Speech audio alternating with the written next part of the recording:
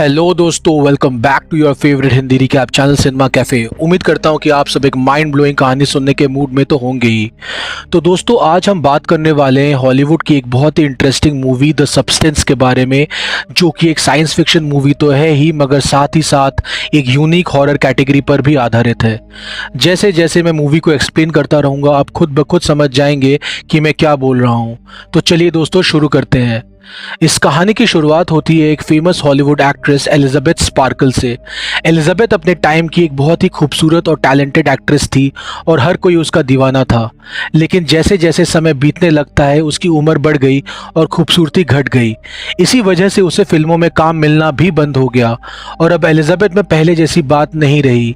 एक aerobic fitness TV show में बतौर एंकर काम कर रही एलिजाबेथ को नौकरी से निकाले जाने के बाद जब वो घर लौट रही थी, तब उसकी कार का एक्सीडेंट हो जाता है। फिर उसे हॉस्पिटल ले जाया जाता है, लेकिन उसे ज्यादा चोट नहीं लगी थी, इसलिए डॉक्टर उसे छुट्टी भी दे देते हैं। पर तभी अचानक एलिजाबेथ वहां रोने लग जाती है, क्योंकि उसका करियर बिल्कुल खत्म हो गया था। उसे रोता हुआ देखकर हॉस्पिटल का एक वार्ड बॉय चुपके से उसकी कोट में एक पेन ड्राइव डाल देता है, जिसके साथ एक चिट्ठी भी थी। उसमें लिखा था कि इस पेन ड्राइव ने मेरी जिंदगी बदल दी। घर आकर जब एलिजाबेथ वो पेन ड्राइव को चेक करती है, तो उससे उसे सब्सटेंस नाम की एक ब्लैक मार्केट मेडिसिन या ड्रग के बारे में पता चलता है। इस ड्रग की मदद से कोई भी इंसान अपना एक यंग वर्जन यानी कि एक जवान और बेहतर शरीर बना सकता था, जिसमें वो अपनी कॉन्शियसनेस यानी आत्मा डाल के पुराने शरीर को छोड़ सकता था। असल में इस ड्रग को बूढ़े लोगों के लिए बनाया गया था, जो दोबारा जवानी का मजा लेना चाहते थे। लेकिन उस ड्रग की कुछ लिमिटेशंस यानी कमियां भी थी। उसे इस्तेमाल करने वाला इंसान 7 दिन से ज्यादा नए शरीर में नहीं रह सकता था, क्योंकि यंग बॉडी को एक्टिव रखने के लिए एक स्टेबलाइजर लिक्विड की जरूरत होती है, जो सिर्फ ओरिजिनल बॉडी में ही बनता है। और वो लिक्विड तभी जनरेट होता है जब इंसान की आत्मा अपने असली शरीर में हो। इसलिए उसके यूजर को 1 हफ्ते अपनी ओरिजिनल बॉडी में जीना जरूरी था, ताकि उसके अंदर यंग बॉडी के लिए 7 दिन का स्टेबलाइजर लिक्विड बन सके। पहले तो एलिजाबेथ को ये सब बातें बकवास लगती हैं और वो उस पेनड्राइव को डस्टबिन में फेंक देती है। लेकिन बाद में एलिजाबेथ के मन में फिर से जवान होने की इच्छा इतनी तीव्र हो जाती है कि वो अपने कंपनी को कॉल करके अपने लिए वो सब्सटेंस नाम का वो ड्रग ऑर्डर भी कर देती है। इसके बाद वो कंपनी वाले एलिजाबेथ को एक सीक्रेट एड्रेस पर बुलाकर उसे वो प्रोडक्ट डिलीवर करते हैं। उस बॉक्स के अंदर उसे सब्सटेंस नाम की किट मिलती है। उसमें 4 चीजें थी। सबसे पहला एक एक्टिवेटर सीरम, जिसे ओरिजिनल बॉडी में डालने से उसके सेल्स तेजी से डिवाइड होकर एक यंग बॉडी बनाएंगी। दूसरा स्टेबलाइजर इंजेक्शंस। ये 7 खाली इंजेक्शंस थे, जिनके अंदर बॉडी का स्टेबलाइजर लिक्विड जमा करना था और यंग बॉडी को 7 दिन वो इंजेक्शन लेना था। तीसरी चीज स्विचिंग ट्यूब्स। इसके जरिए दोनों बॉडी अपना ब्लड एक्सचेंज करके अपने कॉन्शियसनेस को ट्रांसफर कर सकती थी। और आखिरी आइटम था फूड पैकेट, जिसमें दोनों बॉडीज के लिए न्यूट्रिशन था। 7 दिन तक जो बॉडी बेहोश रहती है, उसे सलाइन के जरिए ये फूड पैकेट देना पड़ता था। फिर एलिजाबेथ वो एक्टिवेटर सीरम अपने अंदर इंजेक्ट कर लेती है, जिससे उसके सेल्स बहुत तेजी से डिवाइड होने लगते हैं और वो दर्द से तड़पने लगती है। आखिर में एलिजाबेथ के बॉडी के पीछे से, मतलब उसकी पीठ या स्पाइनल कॉर्ड से, एक बहुत ही सुंदर लड़की बाहर निकलती है। और अब एलिजाबेथ बेहोश हो जाती है, क्योंकि उसकी आत्मा इस नए शरीर में अब आ गई थी और ये लड़की बिल्कुल जवान और बहुत ही खूबसूरत थी। फिर वो लड़की अपने पुराने बॉडी यानी एलिजाबेथ की बॉडी से स्टेबलाइजर लिक्विड निकालकर उसका इंजेक्शन लेती है, जिससे उसे अच्छा महसूस होता है। फिर वो लड़की अपने पुराने शरीर को घर में छुपा देती है और वो उसी एरोबिक्स टीवी शो के ऑडिशन में जाती है, जहां से एलिजाबेथ को पहले निकाल दिया गया था। यहाँ वो अपना नाम सू बताती है और उसकी खूबसूरती देखकर प्रोड्यूसर तुरंत उसे हायर कर लेता है। फिर जब सू का नया एरोबिक्स शो रिलीज होता है, तो वो बहुत ही जल्दी हिट हो जाता है और उसकी फैन फॉलोइंग तेजी से बढ़ने लगती है। इस तरह से सू 7 दिन तक हर रोज वो स्टेबलाइजर इंजेक्शन लेकर अपना काम और शौक पूरे करती है और बाकी 7 दिन एलिजाबेथ के शरीर में वो सबकी आंखों से छिपकर एक बोरिंग और आइसोलेटेड लाइफ जीती है। उसका ये बैलेंस अच्छी तरह चल रहा था, लेकिन फिर एक दिन जब वो सू की बॉडी में थी, तब वो एक लड़के को अपने घर लाती है और उसके साथ इंटीमेट होने लगती है। पर इसी दौरान उसकी तबीयत खराब हो जाती है, क्योंकि सू के 7 दिन खत्म हो गए थे और अब उसे असली शरीर में वापस जाना था। लेकिन तभी सू अपना मजाक खराब नहीं करना चाहती थी, इसलिए वो एलिजाबेथ की बॉडी से एक्स्ट्रा स्टेबलाइजिंग लिक्विड निकाल के उसका इंजेक्शन ले लेती है। इससे उसकी सेहत ठीक हो जाती है और वो उस लड़के के साथ रात बिताती है। फिर बाद में वो अपनी बॉडी चेंज कर लेती है। अगली सुबह जब एलिजाबेथ को होश आता है तो वो देखती है कि उसकी उंगली सड़ गई है। ऐसा इसलिए हुआ था क्योंकि उसने अपने शरीर से 7 दिन से ज़्यादा स्टेबलाइजर लिक्विड निकाल लिया था। इससे घबरा के एलिजाबेथ वो सब्सटेंस की कंपनी वालों को कॉल करती है और उसे अपनी उंगली ठीक करने की गुजारिश करती है, पर वो लोग उसे बोलते हैं कि इसका कोई इलाज नहीं है। अगर वो अपने चेंजिंग शेड्यूल को सही से फॉलो नहीं करेगी तो इसका बुरा असर उसके असली शरीर पर होगा। फिर एक दिन एलिजाबेथ की मुलाकात एक बूढ़े आदमी से होती है जिसके हाथ पर बिल्कुल वैसा ही निशान मौजूद था जैसा उस हॉस्पिटल के वार्ड बॉय के हाथ पर था जिसने एलिजाबेथ को वो पेन ड्राइव दिया था, और उस आदमी के पास सब्सटेंस के डिलीवरी लॉकर का सेम कार्ड भी था। इससे एलिजाबेथ समझ जाती है कि ये बूढ़ा इंसान और कोई नहीं बल्कि वही हॉस्पिटल का वार्ड बॉय का ओरिजिनल वर्जन है। इसलिए वो उससे पूछती है कि वो उसे फॉलो क्यों कर रहा है। तब वो आदमी बोलता है कि वो ये देखना चाहता था कि एलिजाबेथ कैसी है, और आखिर में वो एलिजाबेथ से पूछता है कि क्या उसके यंग वर्जन ने उसके असली शरीर को खाना शुरू कर दिया है। यह सुनकर एलिजाबेथ काफी डर जाती है और वहां से भागने लगती है। तभी वो एक लड़के से टकरा जाती है जिसके साथ उसने सू बनकर रात बिताई थी। यहाँ वो लड़का गुस्से से उसे अपने रास्ते से हटा देता है। तब एलिजाबेथ को एहसास होता है कि लोग सिर्फ उसके जवान रूप को पसंद करते हैं, ना ही कि बूढ़े रूप को। फिर वो अपने पुराने फ्रेंड को याद करती है जो आज भी उसे पसंद करता था। इसलिए एलिजाबेथ फ्रेंड को कॉल करती है और उसके साथ डेट पर जाने का प्लान बनाती है। पर उस दिन जब वो तैयार होने लगती है तब उसकी नज़र सू के जवान शरीर पर पड़ती है और उसे उससे बहुत जलन होती है। तब एलिजाबेथ काफ़ी मेकअप करने लगती है लेकिन फिर भी सू जैसी सुंदर नहीं बन पाती।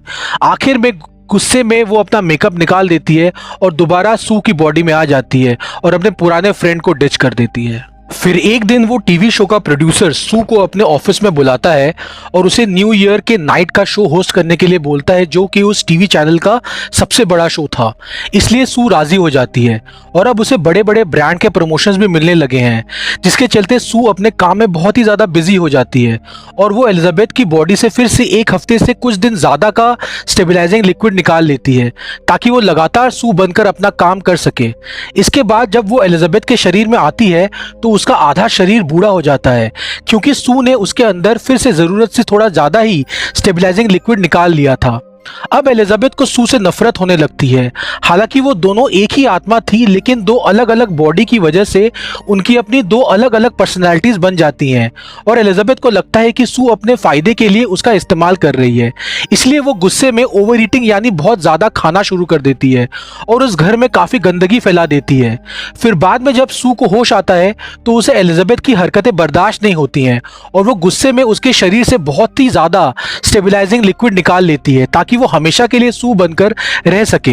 इस तरह से 3 महीने बीत जाते हैं और एलिजाबेथ बेहोश पड़ी रहती है। फिर न्यू ईयर शो के ठीक एक दिन पहले एलिजाबेथ की बॉडी से वो स्टेबलाइजर लिक्विड खत्म हो जाता है और जब सू एलिजाबेथ की बॉडी से वो लिक्विड निकालने की फिर से कोशिश करती है तो वो नहीं निकल पाता क्योंकि वो पूरा खत्म हो गया था। इससे उसकी तबीयत खराब होने लगती है। तब सू को कंपनी वालों को कॉल करती है जो उसे बोलते हैं कि उस लिक्विड को दोबारा बनाने के लिए उसे असली शरीर में फिर से वापस जाना ही होगा। इसलिए सू को मजबूरी में एलिजाबेथ की बॉडी में आना पड़ता है जो अब बहुत ही ज्यादा बूढ़ी, भद्दी और गंजी हो गई थी। एलिजाबेथ को लगता है कि सू की वजह से उसका यह हाल हुआ है, इसलिए वो कंपनी वालों को कॉल करके ये सब्सटेंस प्रोग्राम क्विट करने के लिए बोलती है। तब वो कंपनी वाले उसे एक टर्मिनेशन सीरम भेजते हैं जिससे यंग बॉडी को मार के ये खेल पूरी तरह खत्म किया जा सकता था। एलिजाबेथ वो इंजेक्शन सू की बॉडी में लगाने लगती है पर तभी उसे वो न्यू ईयर नाइट का शो याद आ जाता है जिसे वो होस्ट करना चाहती थी। इसलिए वो इंजेक्शन को पूरी तरह लगाने से पहले ही रुक जाती है और एक आखिरी बार सू के शरीर में जाने का फैसला करती है ताकि वो न्यू ईयर शो को होस्ट कर सके। फिर वो स्विचिंग ट्यूब्स को सू के साथ कनेक्ट करके उसे जगाने की कोशिश करती है, पर पहले तो वो आत्मा एक वक्त पर एक ही शरीर में रहती थी लेकिन इस बार टर्मिनेशन सीरम के रिएक्शन की वजह से वो कॉन्शियसनेस डिवाइड होकर दोनों बॉडीज में चली जाती हैं और वो दोनों एक ही साथ होश में आ जाते हैं।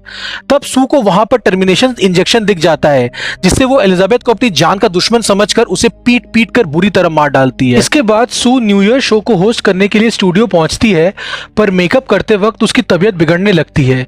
फिर वो जब वॉशरूम जाती है वहां उसके दांत गिरने लगते हैं और नाखून और कान भी टूटने लगते हैं क्योंकि एक तो उसे स्टेबलाइजर लिक्विड की जरूरत थी और दूसरा ये कि उसने ओरिजिनल बॉडी को खत्म कर दिया था जिससे उसकी लाइफ फोर्स आधी हो गई थी। इसलिए अब सू खुद को ठीक करने के लिए दोबारा वो एक्टिवेटर सीरम लेने का फैसला करती है ताकि उसका एक और यंगर वर्जन बन सके। हालांकि कंपनी वालों ने एक्टिवेटर सीरम को एक ही बार इस्तेमाल करने के लिए कहा था, लेकिन फिर भी सू अपने घर में आकर वो इंजेक्शन ले लेती है। पर इस बार कोई यंग वर्जन नहीं, बल्कि एलिजाबेथ और सू के कॉम्बिनेशन से एक भयानक राक्षस जैसा शरीर बन जाता है, जिसके बॉडी पार्ट्स और ऑर्गन्स भी अपनी सही जगह पर नहीं थे। इसके बावजूद भी एलिजाबेथ तैयार होकर उस न्यू ईयर शो में जाने लगती है और वो अपनी एक पुरानी फोटो चेहरे पर चिपका कर किसी तरह स्टेज तक पहुंच जाती है, जहां उसे देखने बड़े बड़े बिजनेसमैन आए थे। पर वो लोग उसे देखकर बहुत डर जाते हैं और वहां भागदौड़ मच जाती है। तब कुछ लोग उसे मारने लगते हैं, जिससे एलिजाबेथ घायल हो जाती है और उसका खून बहने लगता है और वो पूरी जगह खून से भर जाती है। फिर वो किसी तरह वहां से बाहर निकलती है। तब उसका एक पैर टूट जाता है और वो गिर जाती है। गिरने की वजह से उसका शरीर टुकड़ों में बिखर जाता है, जिसके अंदर से एलिजाबेथ का चेहरा रेंगते हुए बाहर आता है और एक स्टार शेप मॉन्यूमेंट पर पहुंच जाता है, जो कि बहुत साल पहले एलिजाबेथ के सम्मान में ही बनाया गया था। यहाँ एलिजाबेथ आसमान की ओर देखकर इमेजिन करती है कि सब लोग उसके लिए तालियां बजा रहे हैं। फिर कुछ देर में वो चेहरा पिघलकर खून बन जाता है, जिसे अगले दिन एक क्लीनिंग मशीन साफ कर देती है। और इसी के साथ मूवी का यहाँ दी एंड हो जाता है। यह कहानी एक सटायर यानी कि एक व्यंग्य है कि समाज कैसे महिलाओं को उनकी ढलती उम्र के साथ नजरअंदाज कर देता है और किसी भी कीमत पर जवानी और सुंदरता को प्राथमिकता देता है, खासकर अगर शोबिज हो तो। एलिजाबेथ का पतन एंटरटेनमेंट इंडस्ट्री के परफेक्शन के निरंतर डिमांड के कारण होता है। द सब्सटेंस से हमें यह शिक्षा मिलती है कि युवा अवस्था, सुंदरता और बाहरी स्वीकृति की अंधी दौड़ जो सामाजिक दबावों से प्रेरित है, आखिरकार आत्म विनाश की ओर ही ले जाती है। सच्ची पूर्णता और शांति आत्म स्वीकृति या सेल्फ एक्सेप्टेंस में ही छिपी है और यह समझने में है कि हम खुद को समाज के असंभव एक्सपेक्टेशंस में ढालने के लिए अपने आप को ही त्याग नहीं सकते। उम्मीद करता हूं कि आपको कहानी पसंद आई होगी। वीडियो को लास्ट तक देखने के लिए आप सभी का बहुत शुक्रिया। आज के लिए बस इतना ही। मिलते हैं अगले वीडियो में, तब तक के लिए goodbye and thank you for watching.